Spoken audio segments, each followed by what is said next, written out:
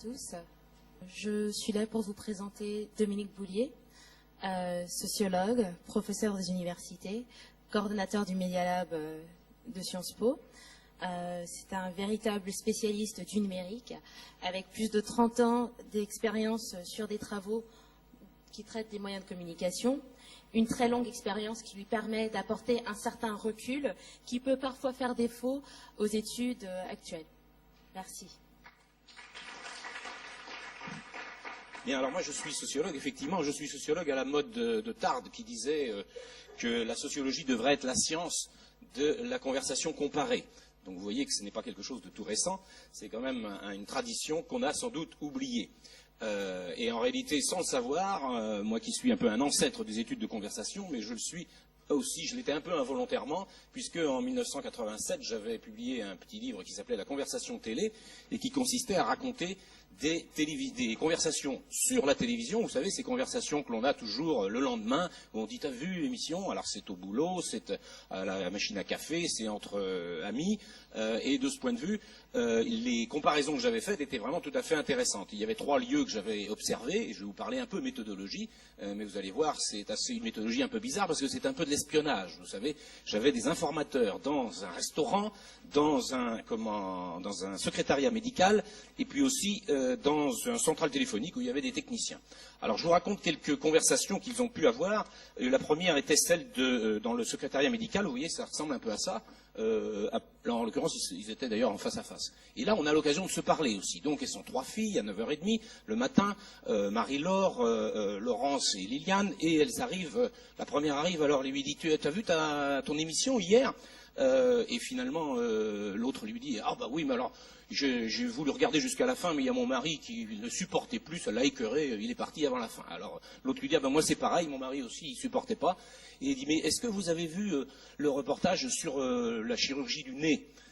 Et alors là, tout le monde comprend, parce qu'évidemment, Marie-Laure, elle a un problème avec son nez, qui n'est pas très joli, c'est vrai. Alors du coup, elle se met à parler de ça, et elle leur dit, finalement, oui, mon nez, je me demande, moi, si finalement je pourrais y aller ou pas. Finalement, c'est quelque chose d'un peu, ça supposerait d'être mal dans sa peau. Et moi, non, j'hésite encore. Et puis, à 10h, il y en a une autre qui arrive, et puis qui leur dit, mais on lui demande, vous avez vu, tu as vu l'émission? Et alors elle leur répond oui, mais elle leur fait tout de suite un discours très savant en disant oui, mais l'émission était mal construite, vous savez, les sujets, il n'y avait pas de discussion derrière, et puis les médecins n'ont pas été capables de discuter des mêmes thèmes, enfin, c'était pas très intéressant de ce point de vue. Tout de suite un autre style de discussion, et ce qui ressort à la fin, c'est que finalement, oui, tout cela quand même est un petit peu, il y a des magouilles et tout ça n'est pas très clair, puisqu'y compris il y avait un médecin qui a dit oui, mais c'est de la faute des patients qui eux veulent se faire payer, qui veulent payer en liquide, c'est pas de notre faute, c'est eux qui le veulent. Alors tout cela les scandalise un petit peu, mais ça s'arrête. Et finalement, toute la journée, Marie-Laure va parler de son nez et de l'émission et va faire des allers-retours comme cela.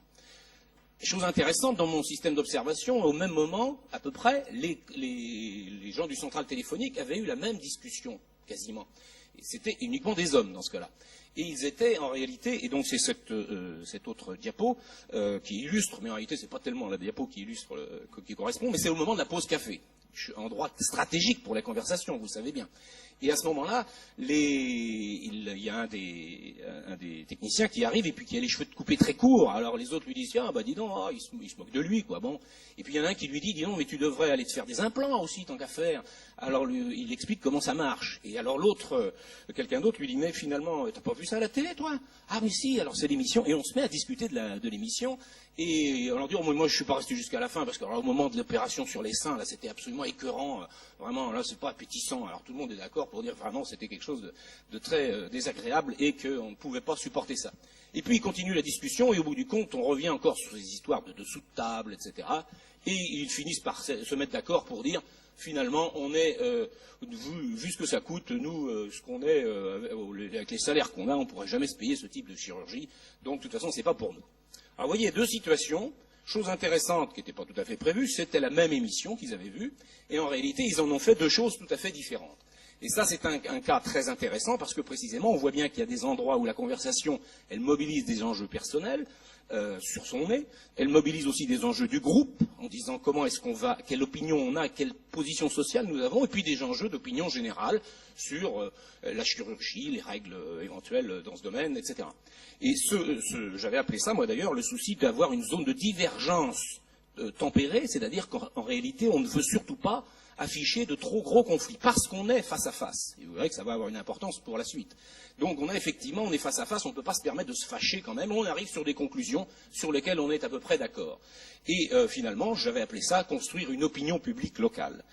Mais en 2010, puisque je continue à travailler sur la conversation au Media Lab, mais d'une autre façon, en 2010, qu'est-ce que l'on peut étudier du point de vue de la conversation? Eh bien, je vous présente une des méthodes qui est disponible actuellement, qui est ce qu'on appelle le meme tracker, qui est issu de le terme meme vient de memetics, et donc effectivement, on analyse